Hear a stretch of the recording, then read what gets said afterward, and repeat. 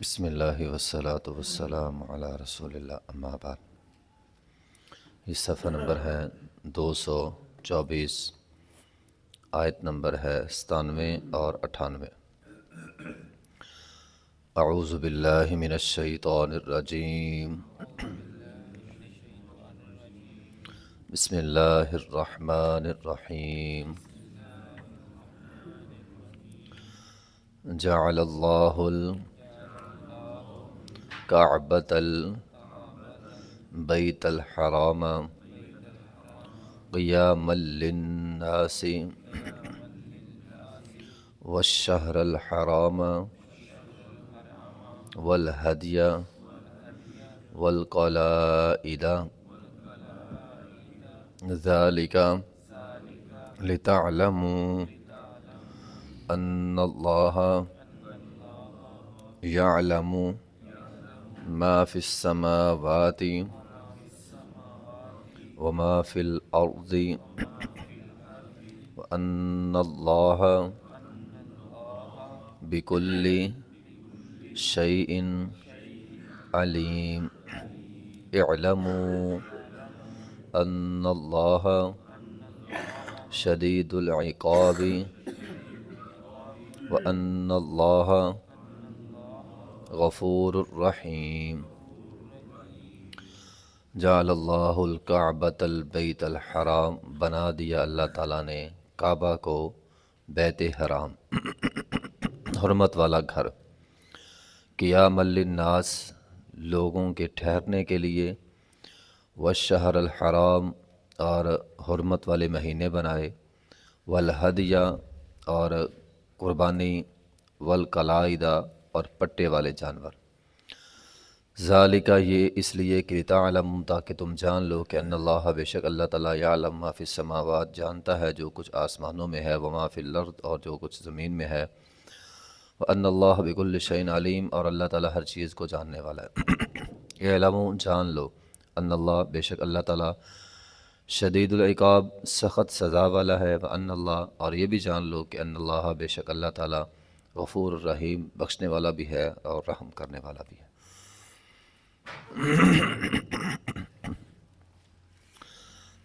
بات حرم بیت اللہ کی ہو رہی تھی۔ حرم کے اندر شکار منع ہے۔ جس حرم میں شکار منع ہے، یعنی آپ کسی جانور کو نقصان نہیں پہنچا سکتے، اس حرم میں، اس کعبہ میں کسی انسان کو نقصان پہنچانا تو بالاولیٰ بہت بڑا گناہ ہے۔ اس آیت میں اسی بات کی طرف اشارہ کیا ہے کہ اللہ تعالیٰ فرماتے ہیں جعل اللہ الکعبۃ البیت الحرام قیاما للناس، کعبہ میں کسی کو نقصان نہیں پہنچایا جائے گا۔ حتیٰ کہ دور جاہلیت میں ایسا ہوتا تھا کہ اگر کوئی آدمی اپنے باپ کے قاتل کو بیت اللہ میں دیکھ لیتا تھا، اسے کچھ نہیں کہتا تھا، حالانکہ باپ کا قاتل ہے، لوگ تو اسے پکڑ کر فوراً مارتے تھے، لیکن اگر وہ قاتل حرم کے اندر داخل ہے، بیت اللہ کے اندر داخل ہے، اسے کچھ نہیں کہتا تھا کوئی بھی۔ لوگ دور جاہلیت میں بھی اس کا احترام کرتے تھے، اور اسلام نے بھی اس احترام کو برقرار رکھا، بلکہ حکم دیا وَمَن دَخَلَهُ كَانَ آمِنًا، جو بھی جیسا تیسا بھی مجرم ہو، جو بیت اللہ کے اندر چلا جائے اس کو امن ملے گا، اسے وہاں پہ نقصان نہیں پہنچایا جائے گا کسی بھی قسم کا، نہ ظاہری طور پر نہ باطنی طور پر۔ بیت اللہ میں جا کر گالی گلوچ کرنا، گریبان پکڑنا، عیب جوئی کرنا، غیبتیں کرنا، یہ سارے جرم ہے۔ بیت اللہ میں آپ یہ کام نہیں، ویسے بھی جرم ہے یہ کام تو، لیکن بیت اللہ میں کرنا بالاولیٰ جرم ہے۔ اللہ تعالیٰ نے قرآن کی ایک سورت نازل کی ہے، سورہ قریش۔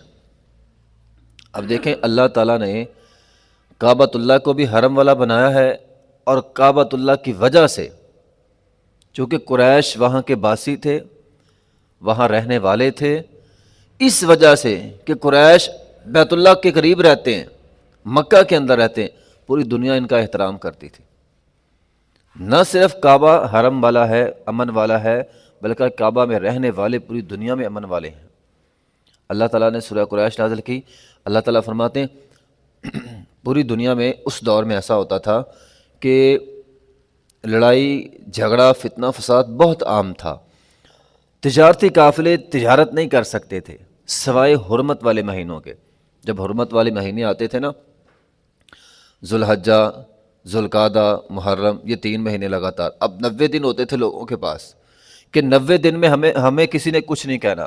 لوگ اپنے قافلوں کو لے کر نکلتے تھے، بڑی بڑی تجارتیں ہوتی تھی، 90 دن کے اندر اندر واپس اپنے گھروں میں آ جاتے تھے. لیکن قریش عام دنوں میں بھی نکل جایا کرتے تھے، 90 دنوں کے اندر بھی جاتے تھے، عام دنوں میں بھی جاتے تھے. کیوں؟ ان کو کوئی بھی کچھ نہیں کہتا تھا، صرف اس وجہ سے کہ یہ مکہ سے آئے ہیں، یہ بیت اللہ کے قریب سے آئے ہیں، یہ بیت اللہ کے رکھوالی ہیں. انہیں کچھ نہیں کہتا تھا. اللہ تعالیٰ نے سورہ قریش کے اندر کہا یہ میرا احسان ہے کہ اس مکہ کی وجہ سے ہم نے تمہیں عزت دی ہے، مرتبہ دیا، مقام دیا. تو جعل اللہ الکعبۃ البیت الحرام، اللہ تعالیٰ نے اس کا نام بیت حرام رکھا ہے، حرمت والا گھر رکھا ہے. یہاں پہ ہر کسی کی عزت، جان، مال، ہر چیز کی حفاظت کی جائے گی. قیاما للناس، یہ لوگوں کے لیے ٹھہرنے کی جگہ بھی ہے. اس دور میں بھی تھا، آج بھی ہے. بڑی بڑی منڈیاں لگتی تھیں، بڑے بڑے کاروبار ہوتے تھے، تجارتیں ہوتی تھیں، حج اور عمرہ اور دیگر بہت ساری چیزیں. لوگ وہاں پہ رہتے ہیں. نبی علیہ الصلوۃ والسلام نے فرمایا کعبہ کا امن برقرار رہے گا قرب قیامت تک، حتیٰ کہ جب قیامت قریب ہو جائے گی کعبہ کا امن ختم ہو جائے گا. کعبہ کا امن ختم ہونا گویا قیامت آ گئی. نبی علیہ الصلوۃ والسلام نے اس شخص کی حالت بھی بیان کی ہے جو کعبۃ اللہ کو گرائے گا. ایک شخص آئے گا، فرمایا حبشی ہوگا، کالا ہوگا، چھوٹی چھوٹی اس کی پنڈلیاں ہوں گی. وہ آئے گا اور کعبہ کو ویران کر جائے گا، کعبے کو گرا جائے گا، اور ساتھ ہی قیامت آ جائے گی.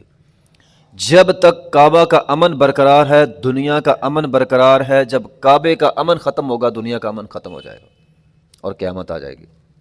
یہ قیامت کی بڑی نشانیوں میں سے، چھوٹی نشانیوں میں سے نہیں، یعنی آج کل نہیں ہوگا، بالکل آخر میں جا کے جب بڑی بڑی نشانیاں آ رہی ہیں، یجوج مجوج ہے فلاں، یہ بڑی بڑی نشانیاں آ رہی ہیں، تب یہ نشانی آئے گی. کعبے کا امن ختم ہوگا، تباہ ہوگا، اور ساتھ ہی قیامت جو ہے، دنیا کا امن ختم ہو جائے گا اور قیامت آ جائے گی.